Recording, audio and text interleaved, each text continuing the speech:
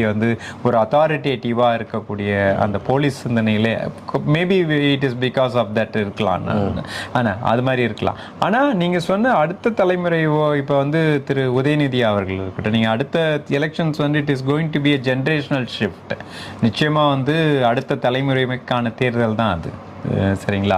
அது உதயநிதியாக இருக்கட்டும், திரு விஜயாக இருக்கட்டும், திரு சீமானாக இருக்கட்டும், அல்லது திரு அன்புமணியாக இருக்கட்டும், இல்லை நீங்கள் சொல்லக்கூடிய திரு அண்ணாமலையாக இருக்கட்டும், definitely 26 is going to be a generational shift. Okay, அந்த அடுத்த தலைமுறைக்கான தேர்தல் தான் அது. அடுத்த தலைமுறைக்கான தலைமையை நோக்கியான தேர்தல் அது. ஓகே, டெஃபினட்டாக அதுதான் நடக்க போகிறது. பட் எவ்ரிபடி எல்லாம் அதுதான் வி விஷ்.